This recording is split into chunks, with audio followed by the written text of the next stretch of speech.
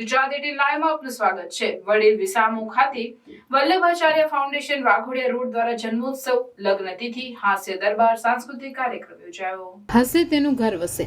હાસ્ય જીવન જીવવાની એક કળા છે। હાસ્ય જીવનનો એક આનંદ છે।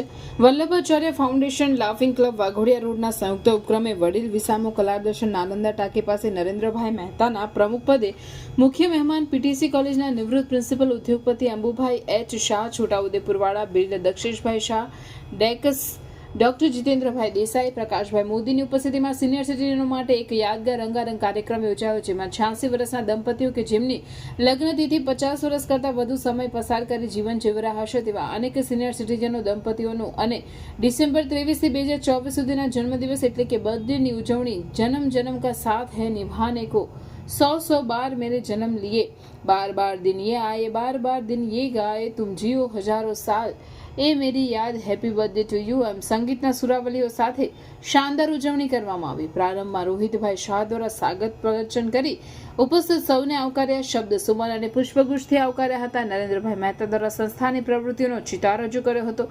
ઉપસ્થિત મુખ્ય મહેમાનોએ પ્રસંગોચિત પ્રાસંગિક પ્રવચનો કર્યા હતા। સિનિયર સિટીઝન માલાબેન રોહિતભાઈ શાહ દ્વારા હમકો મન કી શક્તિ દેના એના પર નૃત્ય ડાન્સ કરીને આકર્ષણ જમાવ્યું હતું। લાફિંગ ક્લબની બહેનો દ્વારા મંગલાચરણ દ્વારા કાર્યક્રમનો શુભારંભ કરવામાં આવ્યો હતો અને ઉપસ્થિત તમામ મહાનુભાવોનું બંને સંસ્થા દ્વારા વિશિષ્ટ સન્માન કરવામાં આવ્યું હતું।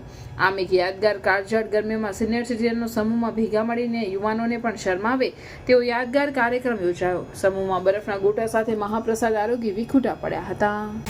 લાફિંગ ક્લબના ઉપક્રમે ડિસેમ્બર 2023થી મે 2024 સુધીના જે લોકોની બર્થડે અને મેરેજ એનિવર્સરી આવે છે એ લોકોનું સેલિબ્રેશન આજે રાખવામાં આવ્યું હતું।